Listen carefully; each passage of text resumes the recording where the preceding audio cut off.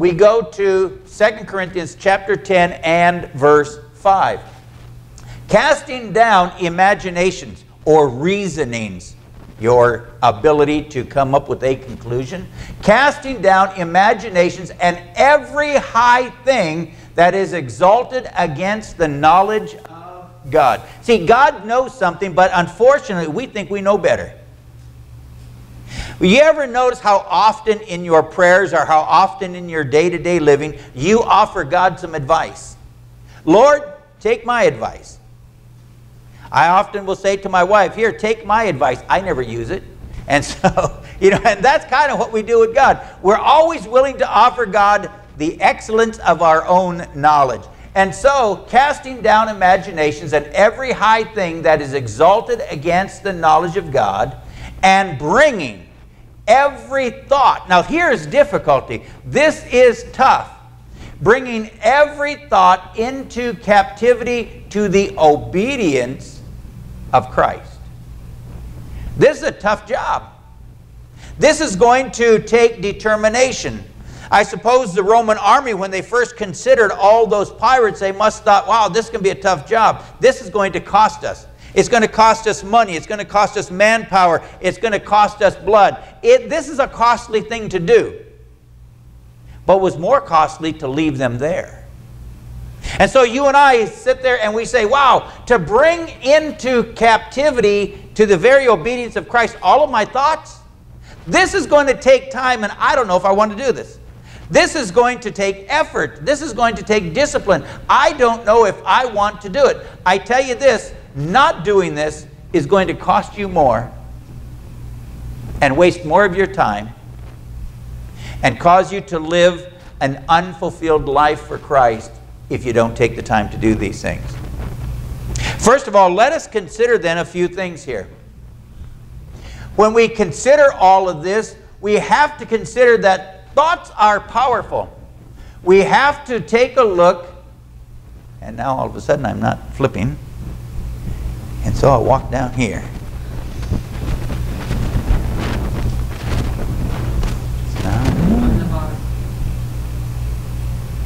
All right, what'd you do? All right, make sure it's on again.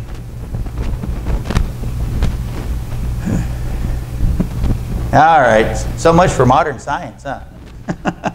All right, let me first of all then deal with you the power of thought, because this is really where it is. You have to understand the very power of thought itself. Thought, the Bible says to you and to me that whatsoever a man thinketh, that's what he is. Whatsoever man thinketh in his heart, so is he. Whatever we determine, you ever notice that you always do the things you want to do?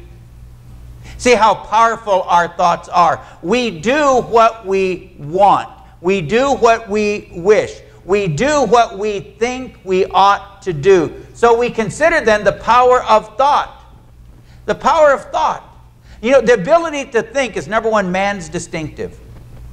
Look at what we have accomplished over all the rest. If the animals could think as well as we did, they would rule everything. But what is our advantage? Our advantage is our ability of thought.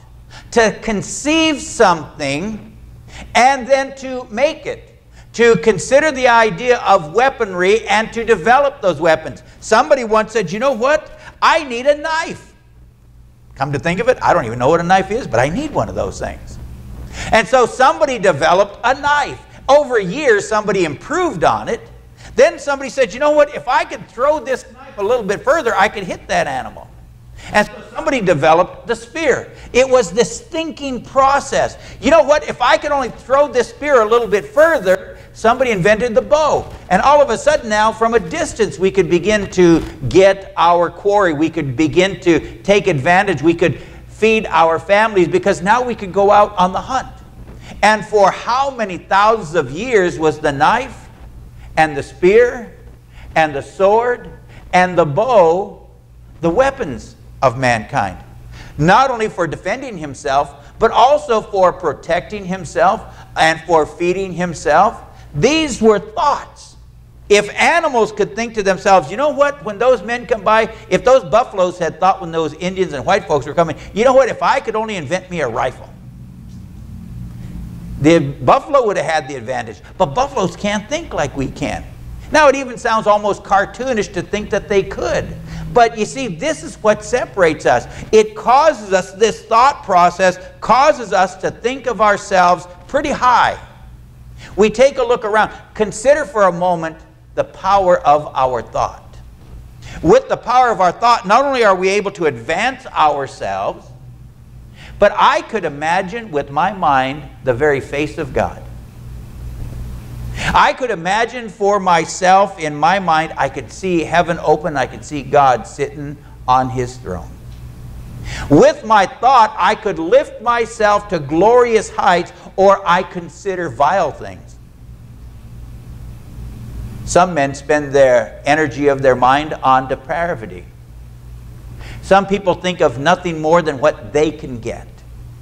I could, with my thought, think about the welfare of those around me, how to improve men's life, or with that very same thought, I could be greedy and think, how can I take everything from them? I have the ability to think noble, and I also have the ability to think within myself very vile. This thought that I have, the power of it, the very ability to think, all of you are doing it right now. You're thinking something right now. This power that you possess can elevate you or it can take you down. Man's great distinction, this ability to think, as we've just said. But not only that, the instrument of all of his work, everything that man has done, has first begun with a thought. Everything from that simple knife to the invention of the wheel, the development of the computer, and all the things that we have. Somebody had to think the thought of your cell phone. Now, I grant you it wasn't me, but there were smart folks who had wonderful thoughts. And these thoughts go way back, and they developed a little here and a little bit there. And a little. Look at the machinery that we have today that makes our lives so much easier. They were all simply thoughts at one time.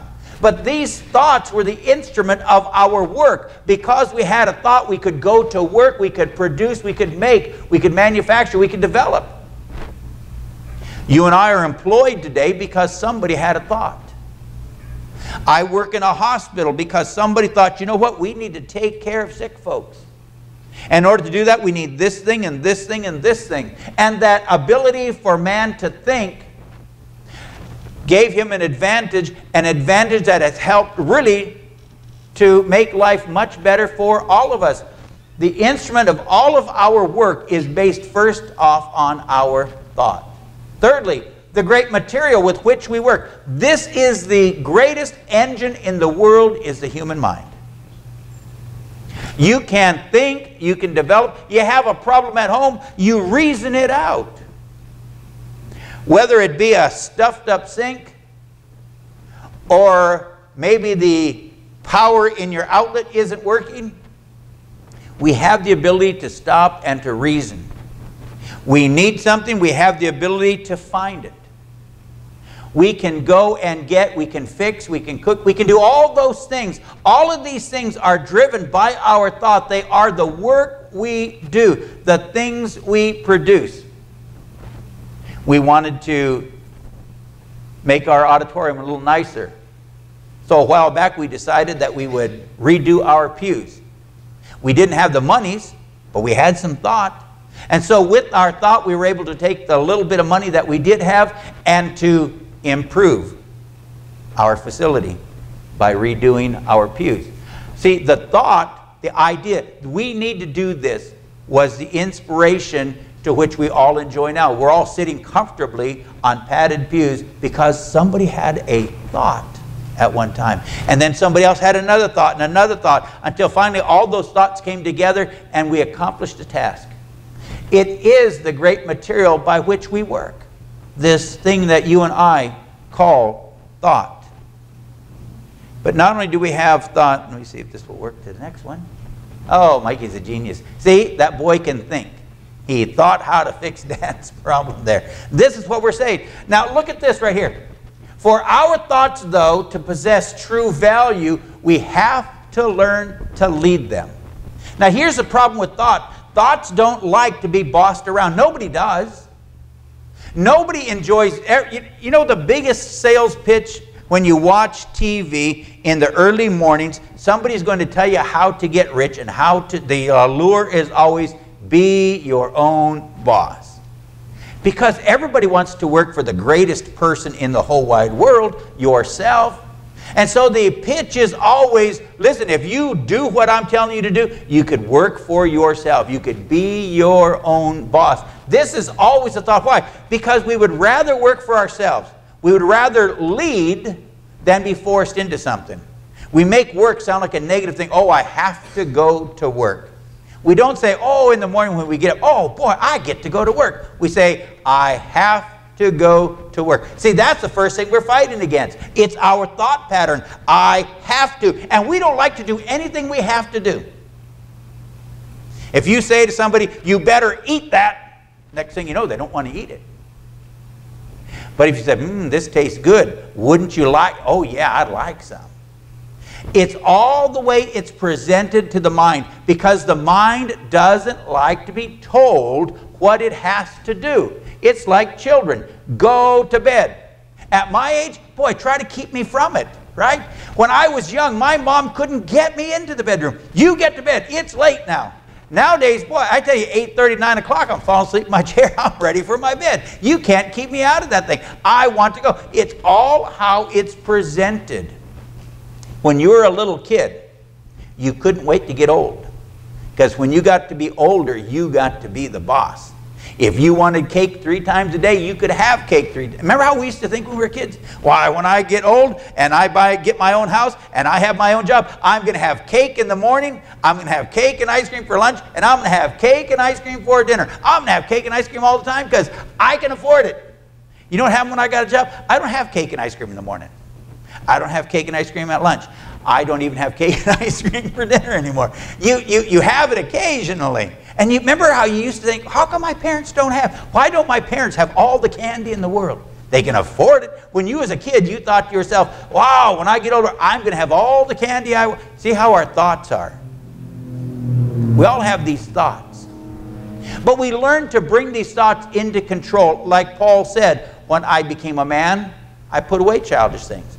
I began to think like a man. And so Paul here is bringing us through. Our thoughts present true value, but we have to learn to lead them. Why? Because if a man doesn't lead his thoughts, some other power will. If you don't take control, someone else will. And there's 3 people always standing by to control you: the world, the flesh, and the devil. The world will say, think like this. They bombard you 24/7 with commercials telling you what to like, what not to like, what to buy, what to wear, what cologne to put on. They tell you everything. The world is constantly after your mind. They're constantly telling you how you should think. The news, rather than presenting us news today, is always trying to get us to think a certain way. You have to think like this. You have to think like that. It used to be that church is good, but today's thinking, church is bad. Think like this. Be a liberated person. Oh, there's no such thing as God. Get that thought in your head. There's no, see, their world is constantly bombarding us, telling us what to think, what to feel, what's in, what's out. The flesh, our own personal flesh. Forget about the world, myself. Listen, if it were up to my body when 5:45 comes around in the morning, the first thing my body thinks of is, maybe I shouldn't get out of bed. But I know I've got responsibilities, so I have to get up and I have to get going. But if my flesh could control everything, my flesh would do very little. That's just the way we are. My flesh likes this, it likes that, it wants this, it wants that. And so it takes discipline sometimes to say no to the flesh, to get up and exercise a little bit, to get up and offer myself some restraint so that I don't fall apart. The world, the flesh, and you don't think the devil's hanging around somewhere? You don't think he's not casting a thought your way every now and then? If you don't take conscious control of your thoughts, someone else will. And as I said, these three, the world, the flesh, and the devil, are constantly waiting to take control. Now, the central character of thought itself is so important that we have to consider it. Because after all, thought is the very center of you. What a man thinketh in his heart, so is he. That's what the Bible declares. If God said that to be true, then I have to spend some time today thinking about my very thought life. Thoughts can make us who and what we are. I remember when I first became a Christian, I remember when I was heading over, and I shared this story with you many a time, but I share it one more time to illustrate this point. I remember when I was in the Navy, and I was flying to Honolulu. I was going to be stationed at submarine base Pearl Harbor for the next couple of years. And I remember saying to myself on the plane, nobody in Honolulu knows that you're a coward. Nobody in Honolulu knows that you're timid. Now, I would witness to people because that's my duty to do. But I wasn't courageous and brave. I wasn't one of those people who was or was fearless. I had a lot of fear. I had a lot of insecurity. But only I knew that, and I reasoned on that plane that nobody else knows that but me. If I don't tell them, they won't know it.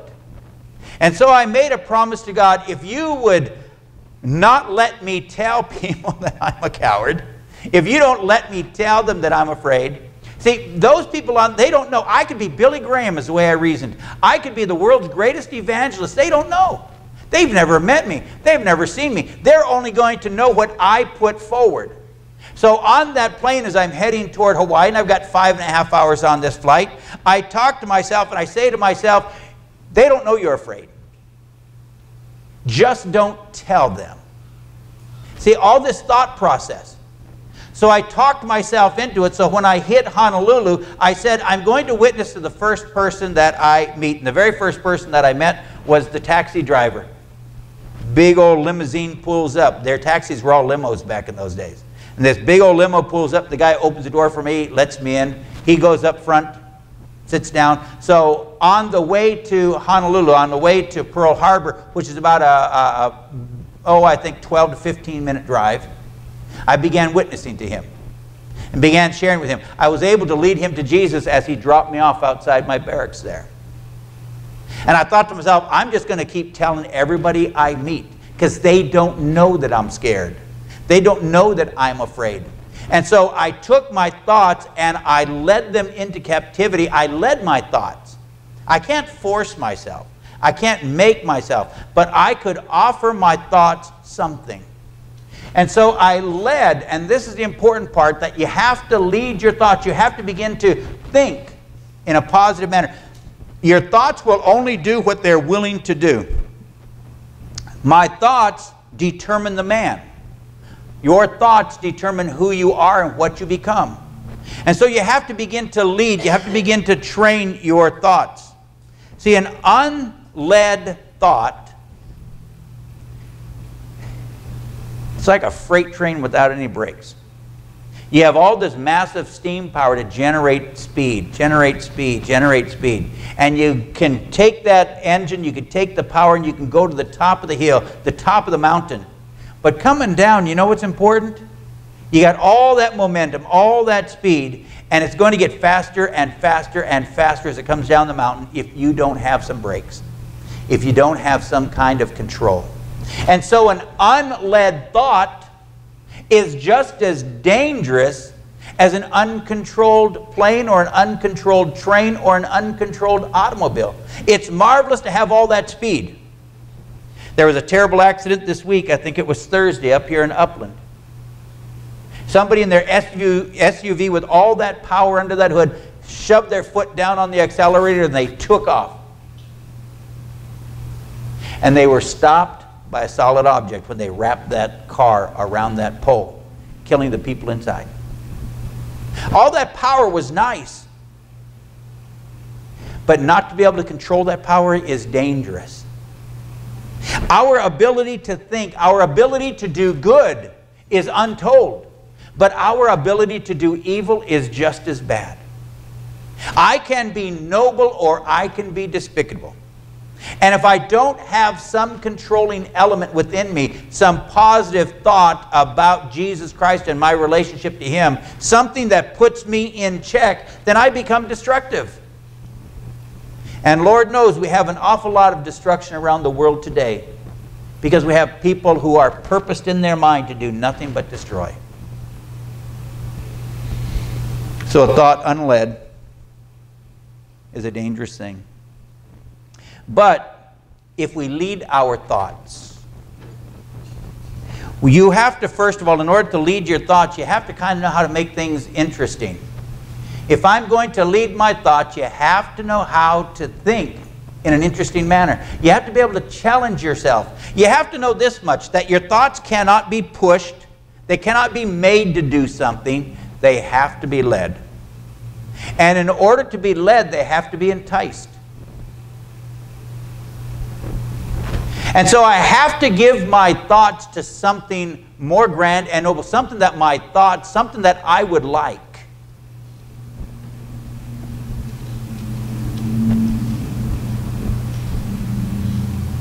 Self-preservation is one of the greatest assets man has. And he thinks about preserving himself all the time. We're always careful in the course of our day, we're always watchful to make sure we don't let ourselves get hurt. So I use this thought. What is the greatest danger to my soul? Not just my life, but what happens, and one of the reasons people are so afraid of dying is they don't know where they will go when it's all over. So one of the greatest guiding thoughts in my life is, where will my eternal soul spend its eternity? And so I offer to my mind heaven. I offer to my mind the thought of dwelling with Jesus Christ forever. I offer to my mind the fact that I could spend eternity with those that I love and have gone on before. I could spend eternity with the one who died for me. I could spend eternity with the one who created all things, the one who spoke and everything came into existence. I could give him that thought. Or I could warn myself of hell. I could think. If you ever read Dante's Inferno, it'll get you thinking. If you ever read the book of Revelation, it'll get you thinking. There's more about hell in Revelation than anywhere else. And when you read it, you find out about it, that will inspire you. I don't want to go this direction. I would rather have that. I don't want that, but I do want this. And so it leads my mind this way. I have to give my mind something of interest to dwell upon. Something that will help it out. Something that will help me to captivate my thought. There's two great fears, that of dying and that of spending eternity in hell. Or I can offer to myself the great hope of Jesus Christ, the promise that He gave to me.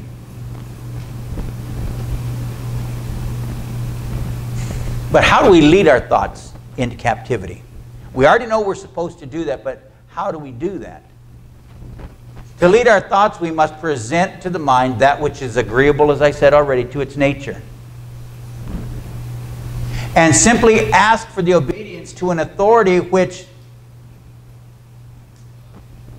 it's itself afraid to speak about. But there exists an authority, something that appeals to its own amen within us. What might that be? As I said, the idea here, I can't force my thoughts, but I can lead them, I can guide them. And as I said, I give it the fear of hell or the hope of heaven. What kind of person do I want to be? One who brings disgrace to myself, my family, or glory to God?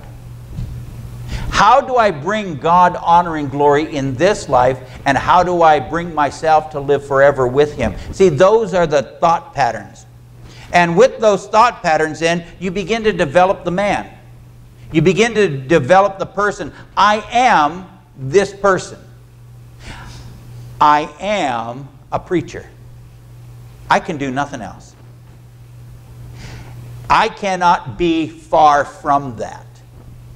I am a person who is interested in the souls of other people. And so I have to be willing to share.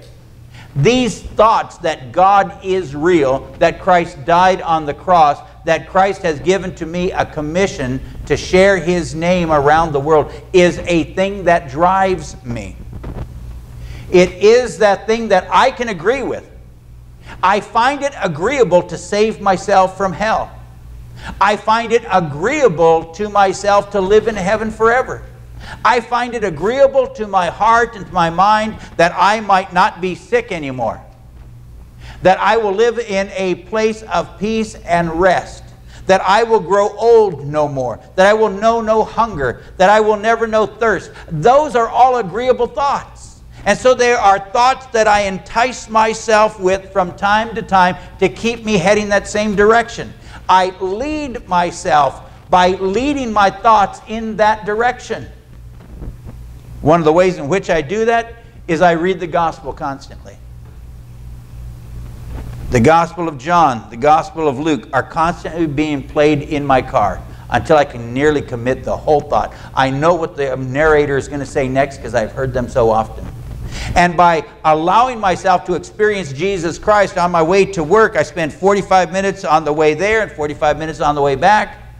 That's about 6 chapters that I have a chance to experience on my way to work and another 6 on the way back. And so the New Testament, the Gospels, are constantly being played over in my heart. And they are the well from which I get the thought. When Jesus makes a promise, then that inspires my mind to think, wow, what if? I could, I can. I can do all things through Christ which strengthens me. Wow, what a source of thought for me that I might think on that very thing. That I could accomplish all that God would ask me to do because He strengthens me. That's a source of thought. And so I find myself leading. My mind enjoys that idea. And so it's easy enough for me to lead it that way. So let me conclude with this thing. Here's the simple truth. There are 2 things that every man needs. 2 basic things in all of life that no man can do without. Significance and security. Our government knows this to be true. That's why when you, in our great Constitution, that's why we promise to you, we say to you that all men are created equal.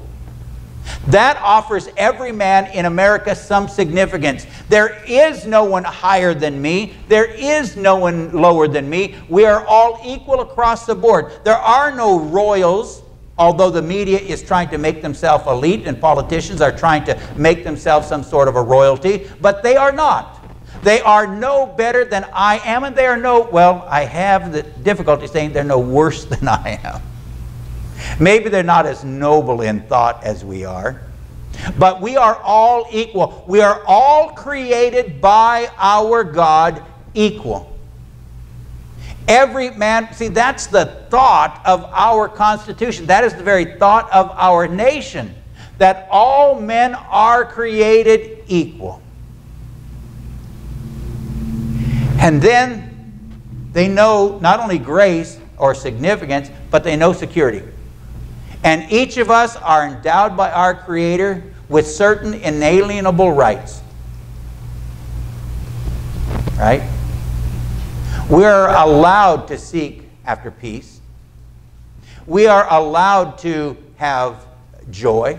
We're allowed by our Creator to seek after these things that bring to us peace. These things that we desire. We are entitled to live at peace. We are entitled to seek and to pursue after happiness. These are things that our very Constitution understood, that the forefathers of this great nation knew, that every man needed significance and every man had to have security. Where do you suppose they got that idea? They got it from God. The Word of God, which says to you, in Paul's letters, he always offers to you 2 things: grace and peace. Grace is the unmerited favor. Grace is what makes me the son of God. How significant am I that I am a child of God? That Jesus Christ claimed that him and I were equally involved and invested in heaven. That whatsoever belongs to him belongs also to me. What am I that Christ should exchange his life on the cross for my own? What grace is mine? What significance is mine that I could be loved by God so much that he would give his only son in exchange for me, that I, through his son, might become his own heir. I might become a very child of God. How significant is that? That's a greater significance than my nation offers me. Oh, it allows me to be equal with you, but by Jesus Christ, I am made equal with him, and I am joint heir with Christ, and I possess all of heaven. I am today a significant person because I am loved and wanted by God. Significance, grace, and peace. Peace means cessation of againstness. The thought that God is no longer against me. God is no longer fighting against me, but he is now fighting on my side, and he is fighting for me. That God is trying to do all that he can to deliver me to the other side safely into his own arms. Safely he will deliver me to the very seat and throne of his great grace. Why? Because God loves me. For God so loved the world that he gave his only begotten Son, that whosoever believes in him should not perish, but have everlasting life. And so with these two thoughts, significance and security, or grace and peace, I lay them before me. I offer them to my mind to think upon and to formulate its thought upon, and then I lead those thoughts to the very cross and crown of Jesus Christ. This is what men have need of around the world. This is our thought. If you remember nothing, but you can offer people these two things, you will offer them more than they've ever had and more than they ever expected to have. The purpose of our church is to introduce people to Jesus Christ, that he might give to them those two things that we possess, grace and peace.